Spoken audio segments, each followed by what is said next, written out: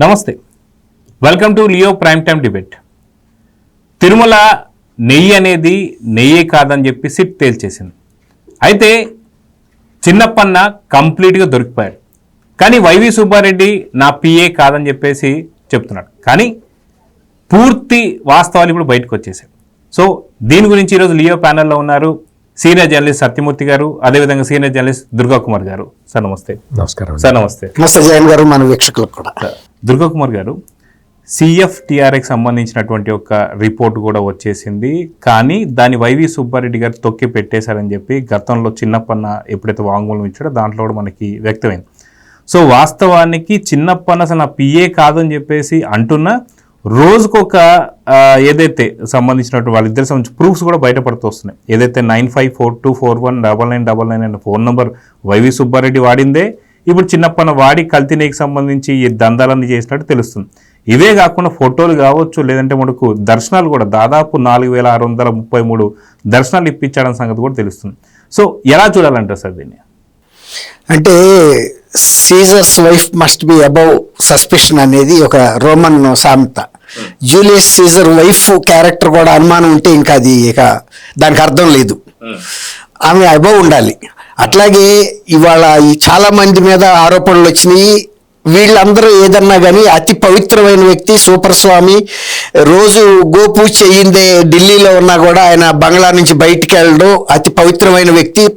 తిరుపతి లడ్డూ కన్నా కలియుగ దైవం శ్రీవారి కన్నా కూడా పవిత్రమైన వ్యక్తి ఎవరైనా ఉన్నారు అంటే సుబ్బారెడ్డి గారు అనేది అందరూ చెప్తా వచ్చారు. ఆయన కూడా చెప్పాడు, అసలు ఇందులో నాకు ఏ మాత్రం ప్రమేయం లేదు, జనం అనుకుంటున్నట్టు ఇందులో నేను ₹1 కూడా ముట్టలేదు అని. చాలా మంది జనం కూడా నమ్మిన కారణం ఏంటంటే సుబ్బారెడ్డి గారు వయసు రీత్యా పెద్దాడు.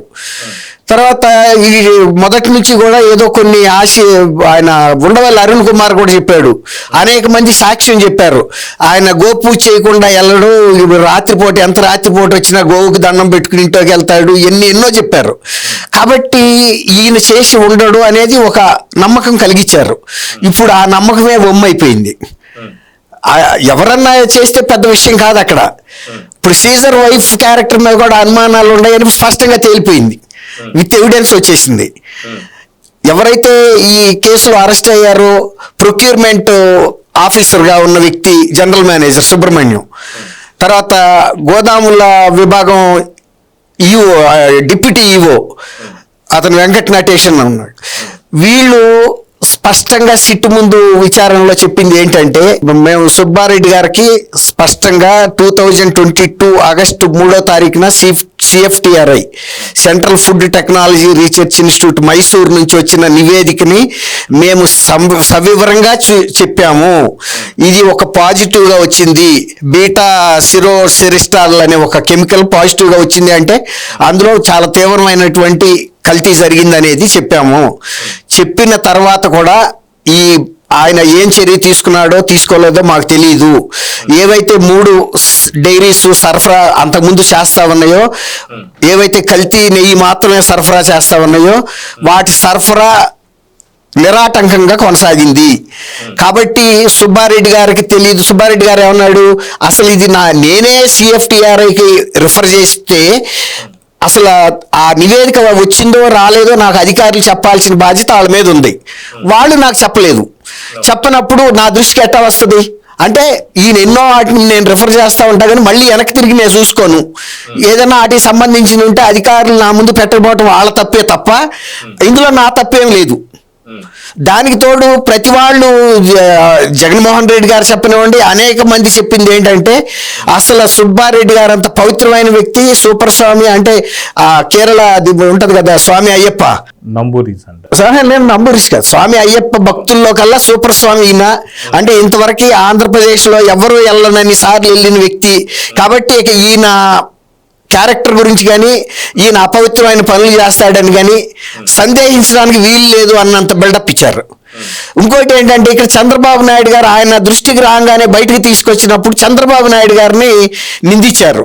అసలు అంత పెద్ద మాట మాట్లాడతావా, నీకు వచ్చిన నివేదిక ఏంటి, దాని ఆధారాలు ఏంటి, అసలు వెరిఫై కూడా చేసుకోకుండా అంత మాట పవిత్రతని దెబ్బతీసే విధంగా, కోట్లాది మంది ప్రజల భక్తుల్ని దెబ్బతీసే మనోభావాలను దెబ్బతీసే విధంగా బాధ్యతాయుతమైన పదవిలో ఉండి బాధ్యతారహితంగా ప్రవర్తించాడు, ఉద్దేశపూర్వకంగా స్వామివారికి ద్రోహం చేశాడని మాట్లాడారు.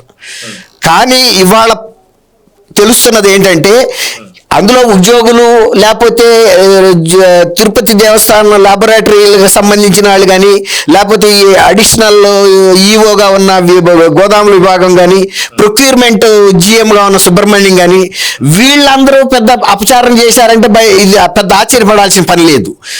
అసలు వీళ్ళందరూ ఉద్యోగస్తులు ఏదో డబ్బులు కకృతి పడ్డారు. చిన్న అప్పన్న లాంటి వాడు చేశాడు. అసలు చిన్నప్పన్న స్వయంగా చేసే అవకాశం అసలు అక్కడ లేదు. అయినా కూడా నమ్మారు. ఎందుకు నమ్మారంటే అనేక మంది సాక్ష్యం చెప్పారు సుబ్బారెడ్డి గారి తరఫున. అసలు సుబ్బారెడ్డి గారు అనే వ్యక్తి మామూలు వ్యక్తి కాదు. అసలు హైందవ సమాజానికి, హిందూ మతానికి ఎంతో అంకితమై పనిచేసే వ్యక్తి. అనేక అంటే వాళ్ళ తరతరాలుగా కూడా అసలు వాళ్ళు సామాజికంగా రెడ్డి వర్గంలో ఉన్నా కూడా ఎంతో నిష్ఠాగరిష్ఠులైన వ్యక్తులు అన్నట్టుగా చెప్పారు. కానీ ఇప్పుడు వీళ్ళు ఇంత బాధ్యత కలిగిన హయ్యర్ ఆఫీసర్స్ సిట్ వీళ్ళని తరిచి ప్రశ్నించింది. మీరు సుబ్బారెడ్డికి ఈ విషయం చెప్పారా అని. సుబ్బారెడ్డి గారికి చెప్పకపోవటం ఏంటి, వచ్చి రాగానే మేము సుబ్బారెడ్డి గారి దగ్గరికి నివేదిక తీసుకెళ్లి సవివరంగా చెప్పేశాము, ఆయన కూడా విన్నాడు, కాబట్టి ఆయనకి తెలియదు అనే మాటకి వాళ్ళ అర్థం లేదని. ఆయన సుప్రీంకోర్టుకి నేనే ఆ నమూనాలను పంపమని చెప్పిన వ్యక్తిని అసలు ఇందులో నా దృష్టికి వస్తే నేను ఎందుకు ఇట్లాంటి ఇది చేస్తానన్నాడు. రిపోర్ట్ వచ్చిన తర్వాత కూడా ఎవరో వ్యక్తులు కాదు, ఆటోమేటిక్ ఏదో టపాల్లో రాలా, ఇద్దరు బాధ్యతాయుతమైన వ్యక్తులు ఆ రిపోర్ట్ పట్టుకొచ్చి ఆయన ముందు పెట్టి అన్ని చర్చించారు. అంటే వాళ్ళు ఏమనుకున్నారంటే ఆ 3 డైరీస్కి ఆపేయమని ఆదేశాలు ఇస్తాడు అనుకున్నారు. ఆయన ఆదేశాలు ఇవ్వకుండా ఈ ప్రొక్యూర్మెంట్ జిఎం కూడా ఏం చేయలేడు. వాళ్ళు ఏది చేస్తే అది చేయాలి. అది నెయ్యి కాకపోయినా లేకపోతే పూర్తి కొవ్వు అయినా కూడా అతని పరిమితుల్లో అతను ఉండాల్సిందే కదా. కాబట్టి ఇప్పుడు మనకి ఇక్కడ పెద్ద విషయం ఏంటంటే సుబ్బారెడ్డి గారు కీలకమైన వ్యక్తి, పాలక మండలి చైర్మన్ గా ఉన్న వ్యక్తి. తెలిసిన తర్వాత కూడా 24 వరకు ఇది నిరాటంకంగా కొనసాగింది. ఆయన నాకు తెలియదు అని చెప్పటం కూడా ఇవాళ మొత్తం ఆంధ్రప్రదేశే కాదు, కోట్లాది మంది శ్రీవారి భక్తులు కూడా ఇవాళ నిశ్చేష్లయ్యారు. కల్తీ జరగటం వేరు, అసలు సుబ్బారెడ్డి గారికి ప్రమేయం లేదు, ఆయన దృష్టికే రాలేదు. దృష్టికి వచ్చి ఉంటే చంద్రబాబు నాయుడు గారి లాగా వెంటనే ఆయన స్పందించేవాడని ఊహించారు. చంద్రబాబు నాయుడు గారు కరెక్ట్గా చేశాడు. ఎందుకంటే ఆయన దృష్టికి వచ్చిన తర్వాత ఇక నీళ్లు నమ్మలే పని లేదు. ఒక్క క్షణం కూడా ఆయన వేస్ట్ చేయదలుచుకోవాలి. ఎందుకంటే నింద ఆయన మీద పడుతుంది ఒకటి, రెండోది పాపం కూడా. మహాపాపంలో ఆయన పాత్రధారి ఎట్లా అవుతాడు? మరి వాళ్ళ రోజు గోపూజ చేస్తాడు, అసలు ఆయన అంతటి భక్తుడు లేడు అన్న వ్యక్తి సుబ్బారెడ్డి గారికి ఇంకా ఏమన్నా చెప్పడానికి ఉందా? ఇవాళ సిట్టు ముందు వాళ్ళు వేసిన ప్రతి ప్రశ్నకి సమాధానంగా చెప్పిన వాటిల్లో సుబ్బారెడ్డి గారి పాత్ర 100కి 200% ఉంది. వాళ్ళు పెద్ద నిర్ణయం తీసుకోలేరు. సుబ్బారెడ్డి గారు ఎందుకు ఆపలేదు అన్నదే ఇప్పుడు పెద్ద $1 మిలియన్ ప్రశ్నగా మిగిలిపోయింది. సత్యమూర్తి గారు, ఈ యొక్క ఇష్యూ స్టార్ట్ అయిన దగ్గర నుంచి ఫస్ట్ అసలు చిన్నప్ప పేరు రాకముందు దాకా కూడా అసలుకి ఆ పేరు రాలేదు, అసలు ఆయన గురించి ఎవరు మాట్లాడలేదు. కానీ కంప్లీట్గా ఆయన పేరు మీదే దందాలు నడిచాయి. బోలే బాబాని ఢిల్లీకి పిలిపించుకొని బెదిరించి మరి కిలో నెయ్యికి 25 రూపాయలు కమిషన్ కావాలని చెప్పి కోరాడు. అదన్నీ వచ్చిన తర్వాత తను చెప్పిన మాట ఏంటంటే అసలు నాకు చిన్నప్పని అంటే ఎవరో తెలియదు అని చెప్పి. వాస్తవానికి ఆ ఫోన్ నెంబర్ కావచ్చు, మిగతాయి కావచ్చు, ఇవన్నీ కూడా అంటే వైవి సుబ్బారెడ్డి గారు అబద్ధం చెప్పేసరికి ఆ అబద్ధంలో దాదాపు ఇంకో 10 చోట్ల దొరికిపోతూ వస్తున్నాడు. అదిగాక ఆ వెంకటేశ్వర స్వామి దగ్గర ఆడుతున్నటువంటి అబద్ధాలకి కంప్లీట్ ఈరోజు పూర్తిగా నగ్నంగా కనిపించేస్తున్న వైవి సుబ్బారెడ్డి గారు. ఎలా చూడాలంటారు దీన్ని? అంటే మీ క్వశ్చన్కి ఇప్పుడు నేను చెప్పబోయేదానికి సంబంధం లేదు, కానీ మీకు సరదాగా ఒక చిన్న కథ చెప్తా, స్టోరీ చెప్తా. ఈ మధ్య ఒక 2-3 రోజుల నుంచి ఒక వీడియో బాగా సర్క్యులేట్ అవుతూ ఉన్నది. ఆ వీడియోలో ఎవరెవరు కనపడతారు అంటే ముందర పాత్రధారులు ఎవరు కనపడతారో చెప్పి తర్వాత వాళ్ళ డైలాగులు చెప్తా. పాత్రధారి నెంబర్ 1 చిన్నజీయర్ స్వామి కనపడతాడు. పాత్రధారి నెంబర్ 2 వైవి సుబ్బారెడ్డి కనపడతాడు. పాత్రధారి నెంబర్ 3 వైవి సుబ్బారెడ్డి సతీమణి స్నేహలతారెడ్డి ఉన్నారు, ఆమె కనపడతారు. ఇంకొక ఇద్దరు ఉన్నారు, వాళ్ళు ఎవరో నాకు తెలియదు. వాళ్ళు మాట్లాడుకుంటూ ఉన్నారు. అంటే సుబ్బారెడ్డి భార్య అంటే జగన్మోహన్ రెడ్డి పిన్ని, వాళ్ళ అమ్మ విజయలక్ష్మి వాళ్ళ చెల్లెలు, సొంత చెల్లెలు. ఈమె చెప్తూ ఉన్నది చిన్నప్పటి నుంచి బాబు అంటే జగన్ బాబు, సన్ని బాబు, జగన్మోహన్ రెడ్డిని చిన్నప్పటి నుంచి బాబుకి వాళ్ళ అమ్మ రామాయణం, మహాభారతం, భాగవతం ఇవన్నీ చెప్పిందిట. ఆయన అన్నీ ఆకలింపు చేసుకొని ఆయన రకరకాల క్వశ్చన్లు అడిగేవట వాళ్ళమ్మని. వాళ్ళమ్మ చాలా అద్భుతంగా వాటి మీద వివరణ చెప్పేదిట. చిన్నప్పటి నుంచి కూడా బాబుకి, సన్ని బాబుకి దైవభక్తి మెండుగా ఉందిట. అంటే ఆయనకి ఆయన నిద్రలో లేచి ఇట్లా మూతి ఇట్లా పెట్టి గద పట్టుకొని నేనే ఆంజనేయ స్వామి అన్నట్టుగా ప్రవర్తించేవాట. ఇట్లా పాపం ఆమె చెప్తూ ఉంటే అంత ఆధ్యాత్మికవేత్త అయిన చిన్నజీర స్వామి అమాయకంగా వింటూ ఉన్నాడు పాపం. నాకు అక్కడ చెప్తున్న ఏమని చూసి నవ్వాలో లేకపోతే వింటున్న చిన్నజీర స్వామిని చూసి నవ్వాలో నాకు అర్థం కాలేదు. కానీ మొత్తానికి వాళ్ళిద్దరి మధ్య చర్చ అయితే ఇది డిస్కషన్. అంటే సన్నిబాబు, మీరు చెప్తున్న సన్నిబాబు రామాయణ, భారత, భాగవతాలన్నింటినీ కూడా చిన్నప్పుడే తన 3వ ఏటనే అవపోసన పట్టిన వ్యక్తి మన జగన్మోహన్ రెడ్డి. ఇది ఒక వీడియో గురించి. ఇంకొకటి మా జర్నలిజం ఫీల్డ్కి సంబంధించి ఒక చిన్న స్టోరీ ఉంది. ఏంటి అంటే సాక్షి పేపర్ పెట్టిన కొత్తల్లో జగన్మోహన్ రెడ్డి రోజు ఆఫీస్కి వచ్చేవాట, సాక్షి ఆఫీస్కి వచ్చేవాట. మనకు తెలియదు ఇవన్నీ కూడా, మనకి ఎవరో ఇవన్నీ చూసి ఎవరో ఫ్రెండ్ చెప్తే నాకు తెలిసింది. నేను ఎప్పుడు సాక్షిలో పనిచేయలే, నాకు అంత అదృష్ట భాగ్యం కలగలే. సాక్షి పెట్టాడు అసలు ఫీల్డ్ అనేది కూడా లేదు. వచ్చి సరే ఏంటి వాళ్ళ ఏం పెడుతున్నారు ఏంటి అని ఏదో హెడ్డింగ్ ఏదో పెడుతున్నారు అంటారు, బ్యానర్ ఐటమ్ ఏంది అది ఇదని అడిగాట. ఏదో చెప్పారు వాళ్ళు అక్కడ ఉన్న వాళ్ళు. మరి ఇక్కడేం పెడుతున్నారు అక్కడేం పెడుతున్నారు అంటే ఇటు పక్కన రేపు పొద్దున వైకుంఠ ఏకాదశి అండి, అందుకని వైకుంఠ ఏకాదశికి సంబంధించి దర్శనాలు అని చెప్పాట. చెబితే వైకుంఠ ఏకాదశి అంటే ఏంటి అని అడిగట. అంటే మరి అప్పుడు మరి చిన్నప్పుడే మూడో ఏటనే భారతం, రామాయణం, భాగవతం అన్ని వాళ్ళ అమ్మ చెబుతుంటే విని తనే ఒక ఆంజనేయ స్వామి లాగా ఫీల్ అయిన వ్యక్తికి మరి ఇదెందుకు తెలియదో నాకు అర్థం కాల. ఇక్కడ ఒక చిన్న విషయం, రామాయణం అంతా ఆయన వెనకటికి మా నాయనమ్మ చెబుతూ ఉండేది ఒక సామెత. రాముడికి సీత ఏమవుద్దని అడిగాడంట ఒక ఆయన.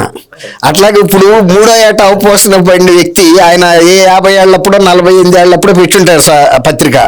అప్పటికి వైకుంఠ ఏకాదశి గురించే తెలియదంటే ఇక రామాయణ భాగవతాల గురించి ఏం తెలిసి ఉంటుందని నేను. వైకుంఠ ఏకాదశి సందర్భంగా సరే ఆర్టికల్ అయితే రాశారు, ఫోటో ఏం పెడతారు అని అడిగట. అడిగితే ఇదిగో ఈ ఫోటో అండి అని చెప్పి ఫోటో తీసి చూపించారట. వైకుంఠ ఏకాదశి రేపు అంటే ఇవాళ ఏం ఫోటో పెడతారు, ఏదో విష్ణుమూర్తి ఫోటో. ఆయన అట్లా శేషపాను మీద పాలకడల్లో పడుకున్న ఫోటో పెడతారు జనరల్గా. ఆ ఫోటో చూపించారట. చూపిస్తే ఇదే ఈ ఫోటో పెడతారా అని అడిగట. ఆ ఫోటో ఏంటి అని కూడా అడిగి ఉంటాడు బహుశా. నాకు చెప్పిన వ్యక్తి కొంచెం మొహాట పడి అంతవరకు ఆగి ఈ ఫోటోనా అన్నాడు అని చెప్పాడు. ఈ 2 ఎగ్జాంపుల్స్ ఇప్పుడు చెప్పినవన్నీ ఆ వీడియోలో వీడియో వాళ్ళే సర్క్యులేట్ చేస్తున్నారు. ఆ వీడియోలో ఎందుకు చేస్తున్నారు?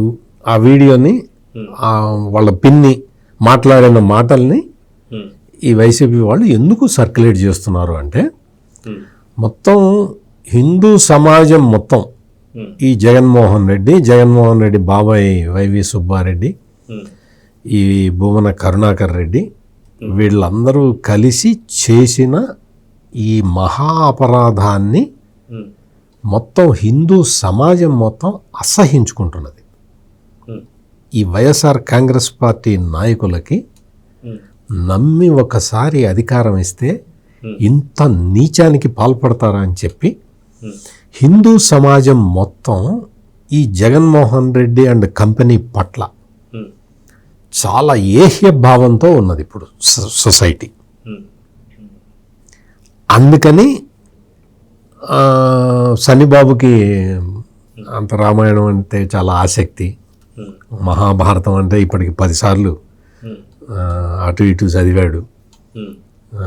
భాగవతం అయితే అసలు రాసేటప్పుడు ఈయనే ఉన్నాడు అన్న ప్రచారం చేసుకుంటే ఆయనకి ఏదన్నా హిందువుల్లో సాఫ్ట్ కార్నర్ ఏమన్నా వస్తుందేమోనని చాలా రకరకాల ప్రయత్నాలు చేసుకుంటూ ఉన్నాడు. అంటే వాళ్ళ కుటుంబ సభ్యుల్లోనే ఇది అనుకుంటున్నారండి సార్. ఒకవేళ రాజకీయ నాయకుడు కాకపోయి ఉంటే ఒక పెద్దని చేయరో అలాంటి వాటికి వెళ్ళిపోయేవాడు, కానీ రాజకీయాల్లో రాబట్టి అలా ఆగిపోయాడు అన్నట్టు కూడా ఆ టైపులో ఇట్లా చేసుకుని ఇటువంటి అంటే ఇటువంటి పాపిష్టి పనులు అధికారంలో ఉన్నప్పుడు పాపిష్టి పనులు చేయటం ఎందుకు, ఈ రోజుల్లో దాన్ని కవర్ చేసుకోవటానికి రకరకాల ప్రయత్నాలు చేసుకోవటం ఎందుకు, ఇది నా ప్రశ్న. ఈ ప్రశ్న వేయటానికి మీకు ఇంతసేపు చెప్పాను నేను.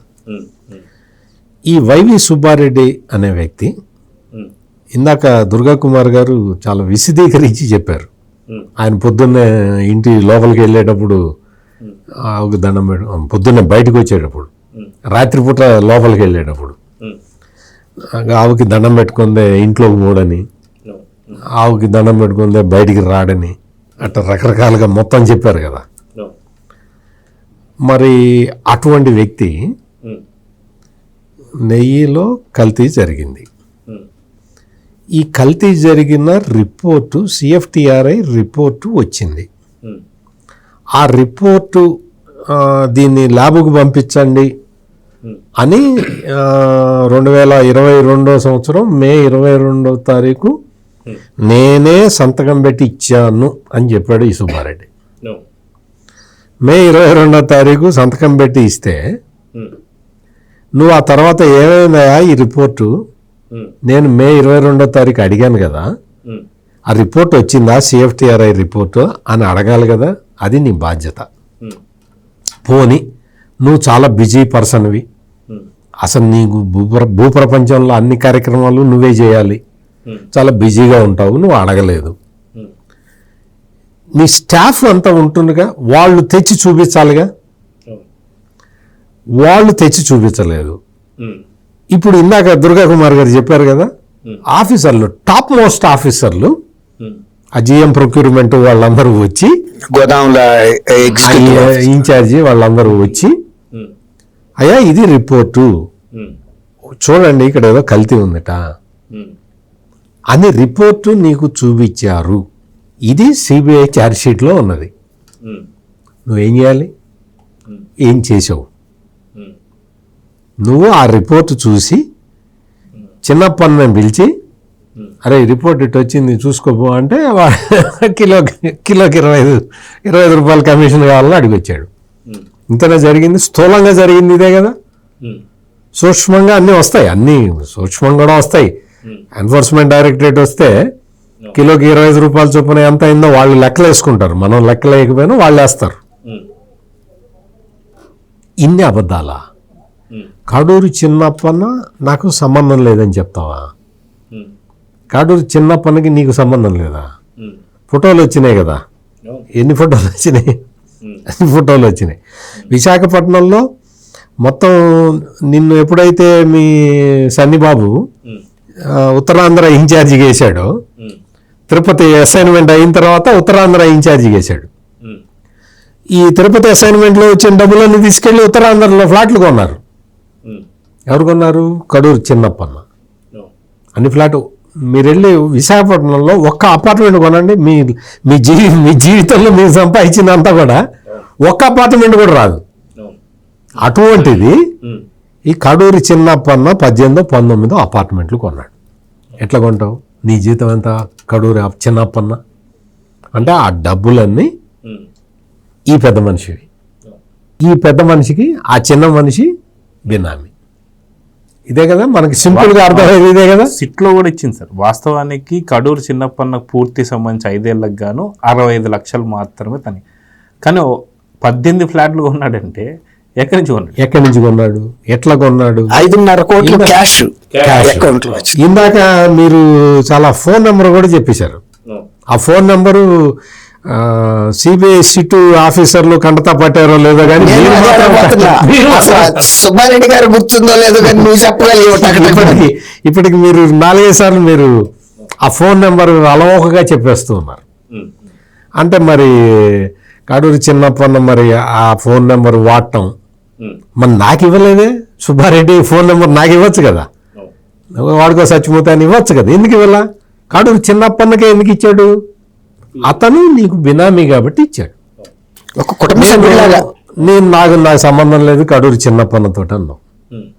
ఇంకొక అతను ఆ పల్లి ఈశ్వర్ రెడ్డి అని ఒక అతను ఉన్నాడు.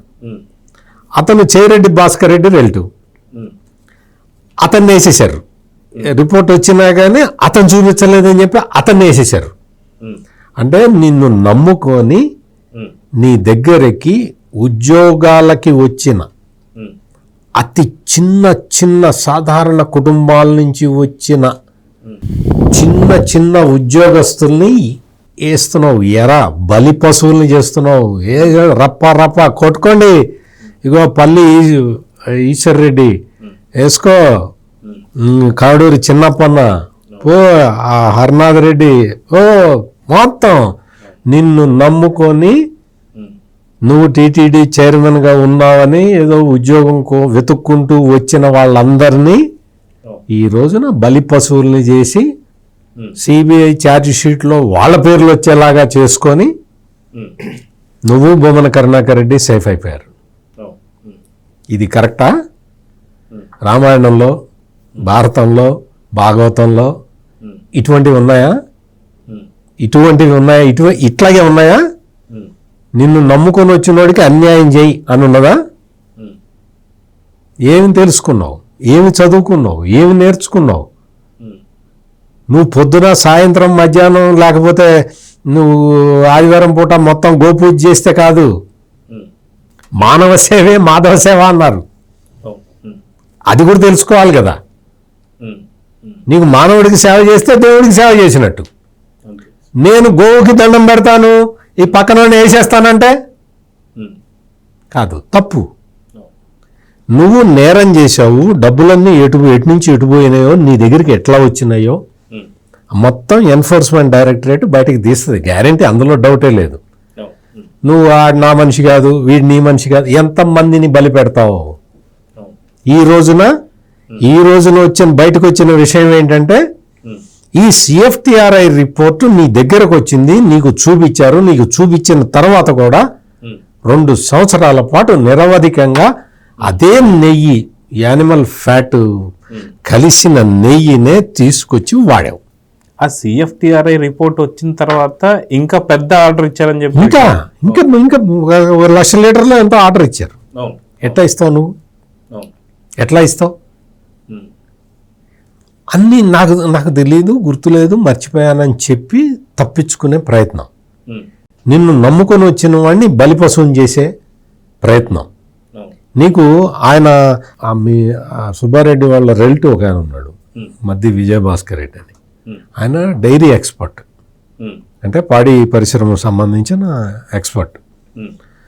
అతను కూడా సుబ్బారెడ్డి ఎట చెప్తాడో అట చేశాడు పాపం. అతనే వెళ్ళి ఆ కులకర్ణిని, మిగిలిన సైంటిస్టులు సురేంద్రనాథ్ని వాళ్ళందరినీ కూడా తీసుకొచ్చి ఇందులో పెట్టాడు. వాళ్ళందరూ కూడా పాపం చేశారు. ఈ మధ్య విజయభాస్కర్ రెడ్డి మొన్ననే చాలా బాధపడ్డాడు, ఏడ్చాడు ఇంకా దాదాపుగా. ఇంకా నన్ను తీసుకొచ్చి తిరిగి ఇచ్చారు, నేను దేవదేవుడికి అపరాధం చేశాను ఈ తుచ్చమైన డబ్బుల కోసం అని చెప్పి అతను తీసుకున్న డబ్బులు, బంగారం, గోల్డ్ బిస్కెట్లు అవన్నీ ఇచ్చేశాడు. ఆ తర్వాత కులకర్ణి అతను కూడా అదే బాధ. అందరూ ప్రతివాడు ఇందులో సురేంద్రనాథ్ అతను ఏడుస్తూనే ఉన్నాడు. వీళ్ళందరూ సైంటిస్టులు, నేను చెప్తున్న పేర్లు. వాస్తవంగా సైంటిస్ట్ అంటే వాడు ఇటువంటి పనులు చేయటానికి కాదు కదా వాడు అక్కడ ఉండేది. ఇప్పుడు మీరేదో బ్లడ్ రిపోర్ట్ కావాలని ఏదో వెళ్తారు డయాగ్నోస్టిక్ సెంటర్కి, వాడు అక్కడ ఉన్నాడు ఖచ్చితంగా చేసి ఇస్తే మీకు డాక్టర్ మంచి మందు ఇస్తాడు, మీకు ఏదైనా తగ్గుతుంది. వాడే నువ్వు తప్పుడు రిపోర్ట్ ఇస్తే, డాక్టర్ తప్పుడు మందు ఇస్తే మీకు రోగం ఎట్ట తగ్గుతుంది? సింపుల్. అందుకని ఈ శాస్త్రవేత్తలు చాలా నిక్కచ్చిగా ఉంటారు, ఉండాల్సిన అవసరం కూడా ఉంది. అటువంటి శాస్త్రవేత్తల్ని తెచ్చుకొని ఈ మహా అపరాధంలో భాగస్వాముల్ని చేశాడు వీళ్ళందరూ కూడా. ఈ రోజున వాళ్ళందరూ పశ్చాత్తాపం పడుతూనే ఉన్నారు. ఈ కాడూరి చిన్నప్పన్న గురించి కూడా ఒక 2 ముక్కలు చెప్పాలి. ఈయనకి పశ్చాత్తాపం సంగతి పక్కన పడేసి ఇతను చెప్తున్నాడు, సిబిఐ సిట్ వాళ్ళు నన్ను చాలా బలవంతం చేస్తున్నారు, నన్ను సుబ్బారెడ్డి పేరు చెప్పమని నా మీద ఒత్తిడి చేస్తున్నారు, నేను సుబ్బారెడ్డి పేరు చెప్పట్లేదు, సుబ్బారెడ్డి గారు అది ఇదని ఏదో చెప్తూ ఉన్నాడు. అంటే అర్థం ఏంటి? ఈ కాడూరి చిన్నప్పన్న ఎంత విశ్వాసపాత్రుడు ఈ సుబ్బారెడ్డికి. అందుకనే ఇన్ని కోట్లు, 1000 కోట్ల టర్నోవర్ అతని మీద వదిలేశాడు. అంత అంటే నువ్వు ఎంత ఈ కాడూరి చిన్నప్పన్న సుబ్బారెడ్డిని సపోర్ట్ చేసినా, సుబ్బారెడ్డి కాడూరి చిన్నప్పని సపోర్ట్ చేసినా, వీళ్ళిద్దరూ కలిసి దేవుణ్ణి సపోర్ట్ చేయలేదు కదా. దేవుడు ఎందుకు వీళ్ళని స్పేర్ చేస్తాడు? అది ఇప్పుడు ఈ కేసులో జరగబోతున్నది. సుబ్బారెడ్డి చెప్తున్నవన్నీ అబద్ధాలే అనేది ప్రూవ్ అయిపోయింది. సుబ్బారెడ్డి పిఏ, ఈ కాడూరి చిన్నప్పన్న సుబ్బారెడ్డి పిఏ కాదు అని ఫస్ట్ చెప్పిన వ్యక్తి జగన్మోహన్ రెడ్డి. ఆయన ఫస్ట్ ప్రెస్ కాన్ఫరెన్స్ పెట్టి ఇతను పిఏ కాదు, ఈయన వేరే వాళ్ళకి పిఏ అని చెప్పాడు. అంటే ఈ బ్యాచ్ అబద్ధాల మీదే బతుకుతూ ఉన్నారు, అబద్ధాలు చెప్పుకుంటూ రాజకీయం చేస్తున్నారు. దేవదేవుడికి అపచారం చేసి కూడా ఇంకా సిగ్గు లేకుండా అబద్ధాలు చెప్తున్నారు అంటే ఇంకా వీళ్ళ పాపానికి నిష్కృతి లేదు. దుర్గాకుమార్ గారు, వాస్తవానికి వైవి సుబ్బారెడ్డి గారు ఇంట్లోకి వెళ్ళే ముందు, బయటకు వచ్చే ముందు ఆవుని నమస్కారం చేసుకుని వెళ్తుంటారని చెప్పిన, కానీ ఏదైతే టీటీడీకి సంబంధించి ఆవుకు సంబంధించి ఒక్క చుక్క పాలు లేదు. అంటే ఇక్కడేమో ఇంటి దగ్గర ఇందాక సత్యమూర్తి గారు చెప్పినట్టు ఇక్కడ ఆవుని దండం పెట్టుకొని పక్కనే ఏదైనా జరిగి ఏదైనా చేస్తే లెవెల్ అయిపోద్దని చెప్పేసి అనుకున్నాడా? దాన్ని ఎలా చూడాలంటారు?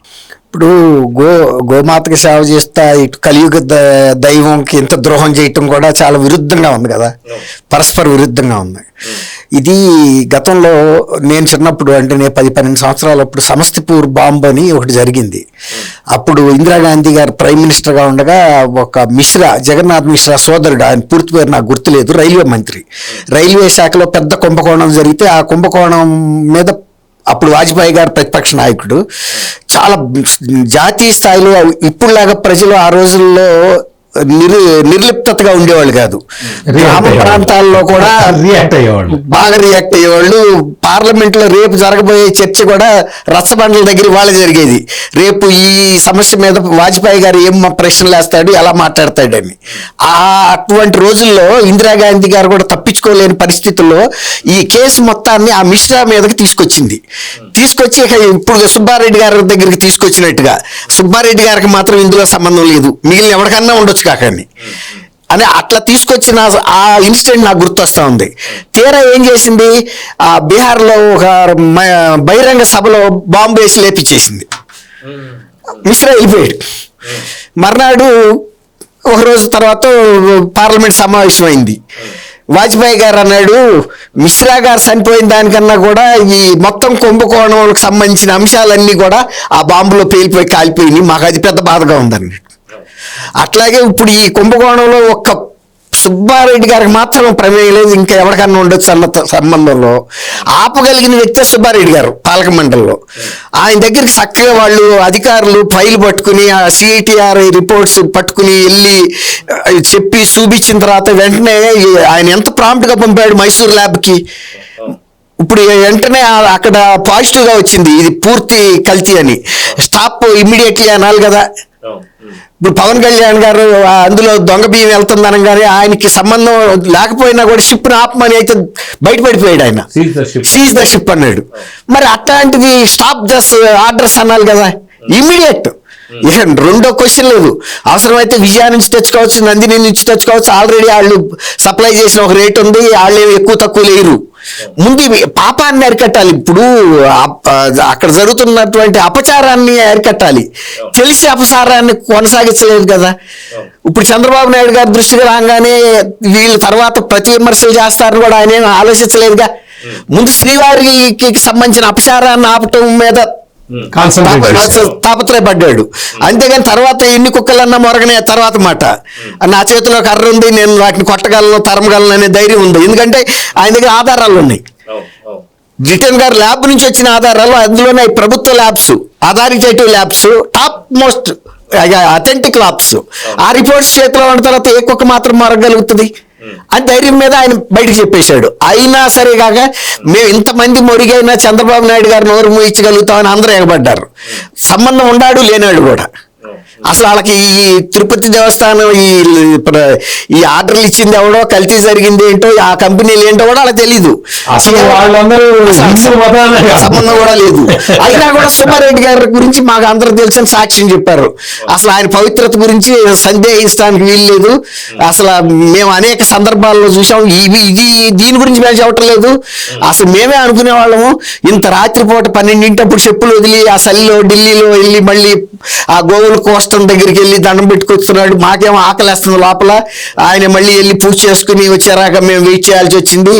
మేము ఈ కేసు గురించి సాక్ష్యం చెప్పట్లేదు. అంతకు ముందు ఆయన రోజువారీ పని అంటే దైనందిన జీవితం ఎట్లా ఉంటుంది, పూజ కార్యక్రమాలకి ఎలా వినియోగిస్తాడు సమయాన్ని అని చెబుతున్నాము. స్వయంగా చూసాం మేము. అట్లాంటిది మరి అంత పెద్ద మనిషి మీద ఇంత చిల్లర ఆరోపణ అంటే, ఆయన తెలిసి కలియుగ దైవానికి ఇలాంటి అపచారం ద్రోహం చేస్తాడంటే ఎవరన్నా నమ్ముతారా? ఈవెన్ శ్రీవారన్న నాకు ఎవరే కల్తీదన్నా పెట్టండి అంటే అనొచ్చేమో కానీ సుబ్బారెడ్డి గారికి తెలిసిన తర్వాత మాత్రం ఆయన పెట్టినోడు. ఆయన అరే నైవేద్యం టైం అయిపోయింది, ఏదో ఒకటి ముందు అయితే పెట్టమనొచ్చు. సుబ్బారెడ్డి గారు మాత్రం రాజీ పడ్డావు. హిందూ మత అపచారాలు జరిగితే మాత్రం ఖచ్చితంగా అడ్డం పడతాడని అంత కరాఖండిగా వాదించారు. వాదించినప్పుడు మాలాంటి వాళ్ళు మీలాంటి వాళ్ళు ఎవడమైనా కూడా సందేహించారు. ఓకే, ఇది మనం పూర్తిగా బయటకు వచ్చేరాక అయితే చెప్పలేమని. కానీ right from the horse mouth అంటారు. అట్లాగే ఎవరైతే ఉన్నతాధికారులు ఉన్నారో, ఈయన CFTRI పంపిన తర్వాత ఆ రిపోర్ట్స్ ఎవరి దగ్గరికి అయితే వస్తాయో వాళ్ళు బాధ్యతగా వచ్చి చెప్పి మరి వీరి ఆదేశాలు తీసుకుని మరి వెంటనే వారే ఆపిస్తారా ఏం చేస్తారా అని ఎదురు చూస్తే ఆయన మౌనంగా ఉండి దీన్ని అవతలకు తోసేసి మీరు వెళ్ళిరండి అన్నట్టుగా పంపించేస్తే వాళ్ళు ఏం చేయగలుగుతారండి? మౌన సాక్షులుగా ఉంటున్నాయి కదా. ఇప్పుడు ఆ రోజున పులివెందుల్లో వివేకానంద రెడ్డి గారు మర్డర్ జరిగిన తర్వాత ఆధారాలన్నీ చెరుపుతుంటే పోలీస్ అధికారిగా ఉన్న ఆయన శంకరయ్య ఏం చేయగలిగాడు? సిఐ అంటే ఆయన ఇన్వెస్టిగేటివ్ ఆఫీసర్ గా ఉండాల్సిన వ్యక్తి ఆ కేసుకి. ఆయన ముందు చెరుపుతుంటే ఆయన మౌన సాక్షిగా నిలబడ్డాడు. మర్నాడు సాక్షి పేపర్ అందించినట్టు పిండినట్టు కూడా బకెట్లోకి వేసేసాడు. ఇంకేమన్నా మిగులుతూ ఏమన్నా ఫినాయిల్ కూడా సప్లై చేసి బాగా తోడండి హెల్ప్ చేశాడు. తర్వాత గిప్పట్లు బాగా వాషింగ్ మిషన్ లో వేసి తిప్పండి అన్నట్టుగా చేసి వచ్చాడు. వాళ్ళు ఏం చేయగలుగుతారు అధికారులు?